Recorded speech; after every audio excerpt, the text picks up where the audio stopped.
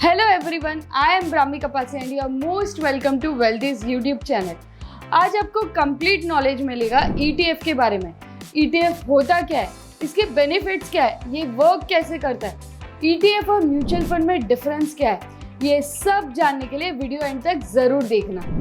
ETF stands for exchange traded fund. ये stock exchange पे trade होता है और यूजुअली ईटीएफ जो है वो स्टॉक्स और म्यूचुअल फंड दोनों का मिक्सचर होता है। ईटीएफ यानी कि जो स्टॉक एक्सचेंजेस पे इंडेक्सेस है उसको आप रिफ्लेक्ट करते हो, यानी कि रेप्लिकेट करके उसमें आप इन्वेस्ट करते हो।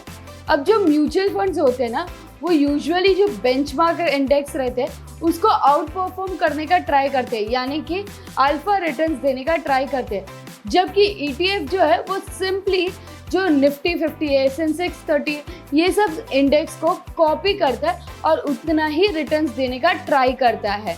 अब ये इंडेक्स क्या होता है ये समझते हैं।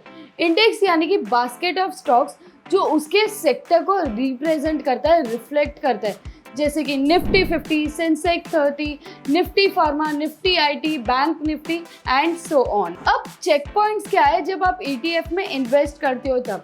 सबसे पहले चेक पॉइंट रहता है कि आपका एक्सपेंस रेशियो क्या है। यूजुअली ईटीएफ का एक्सपेंस रेशियो स्टार्ट होता है 0.01% से, यानी कि ईटीएफ का जो एक्सपेंस रेशियो वो म्यूचुअल फंड से बहुत ज़्यादा कम है। फिर सेकेंड चेक पॉइंट आता है कि आपने ना इंडेक्स को रेप्लिकेट किया है, तो क्या आपका ईटीएफ इंडेक्स को रेप्लिकेट करके उतना रिटर्न्स बना पा रहा है। अगर नहीं बना पा रहा है तो वो ईटीएफ में इन्वेस्ट करके मतलब ही नहीं बनता है, क्योंकि आप इंडेक्स को रेप्लिकेट कर रहे हो, ट्रैक कर रहे हो, तो आपका रिटर्न्स भी उनको मैच होना चाहिए, वरना मतलब नहीं बनता है आप ईटीएफ में इन्वेस्ट करोगे तो।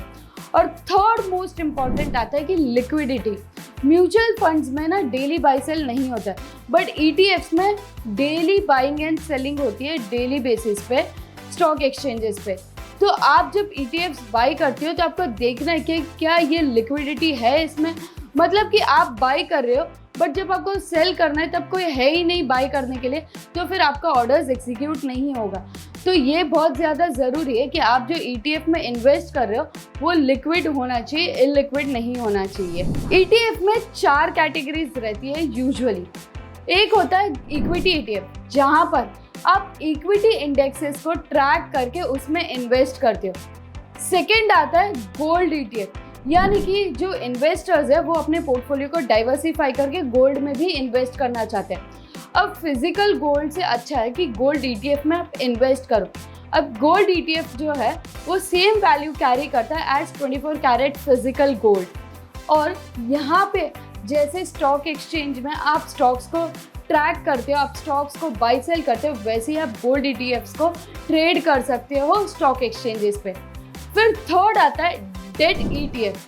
डेट ईटीएफ्स यानी कि आप डेट सिक्योरिटीज जैसे कि bonds, government securities, fixed income security, ये सबको ट्रैक करके उसमें इन्वेस्ट कर रहे हो।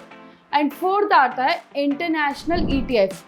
अब जो इन्वेस्टर्स उनको जिनको डाइवर्सिफाई करना है अपना पोर्टफोलियो, वो क्या करते हैं, यूजुअली इंटरनेशनल सिक्योरिटीज़ में इन्वेस्ट करते हैं।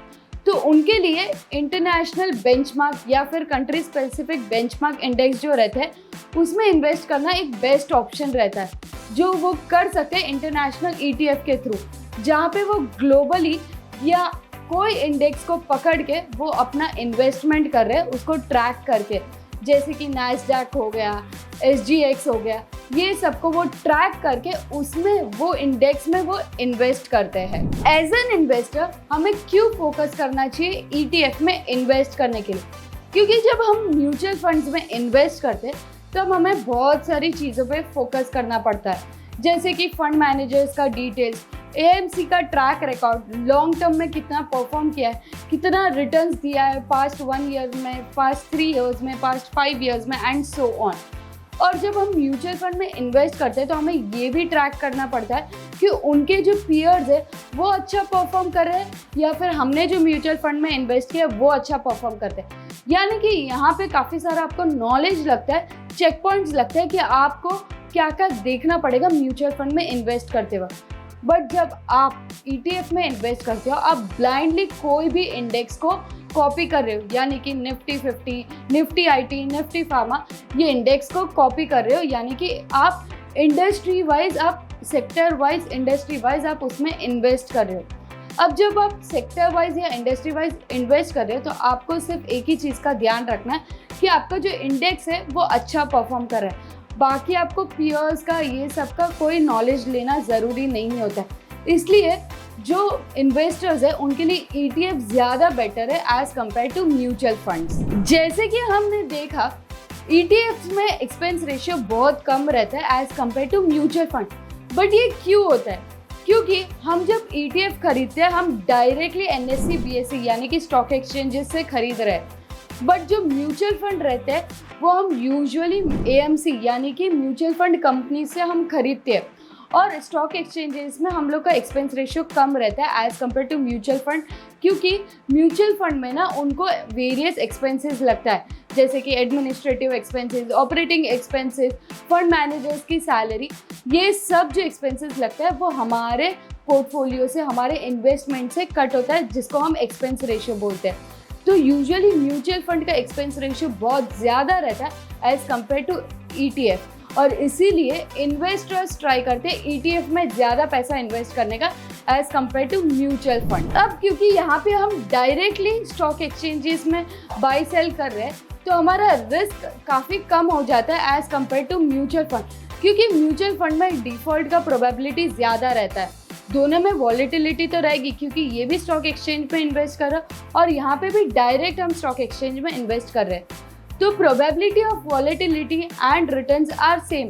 बट यहाँ पे ना फंड मैनेजर्स का डिफ़ॉल्ट का चांसेस, उन्होंने जो रिस्कोमीटर दिया उसका चांसेस, वो सब अलग रहता है। बट जब हम ETF में डायरेक्ट इन्वेस्ट करते हैं तो यहाँ पे रिस्क का चांसेस बहुत कम हो जाता है as compare to mutual fund. Mutual fund में हमारा जो NAV रहता है, that is net asset value, वो कैलकुलेट होता है कि हमने कितना यूनिट्स होल्ड किया है मल्टीप्लाइड बाय उस दिन का लास्ट प्राइस क्या था स्टॉक एक्सचेंज में, उस हिसाब से हमारा NAV कैलकुलेट होता है। बट जब आप ETF में इन्वेस्ट करते हो तो ETF में जो हमारा प्राइसेस है वो रियल टाइम बेस्ड पे रहता है, यानी कि हमने अगर ट्रांजैक्शन किया तो हमें तुरंत समझ जाएगा कि अभी मार्केट में क्या प्राइस चल रहा है, हमारा ऑर्डर कौन से प्राइस पे एग्जीक्यूट हुआ है। यहाँ पे कोई लास्ट डे प्राइस नहीं रहता है, यहाँ पे रियल टाइम पे प्राइस होता है ETF। Thank you for watching out this video with so much of patience.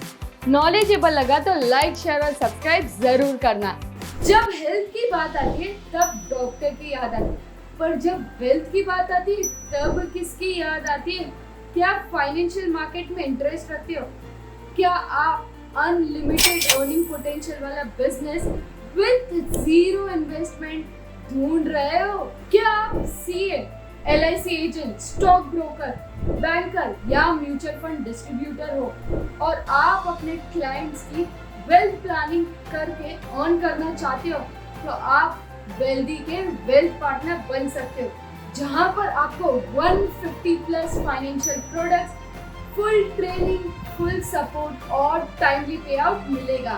तो सोचो मत, बस डिस्क्रिप्शन में जाओ और ऐप को डाउनलोड करो। और हाँ, यहाँ पर आपको ₹1000 का बोनस अमाउंट भी मिलेगा on your first sale in the app. So think wealth, get wealthy.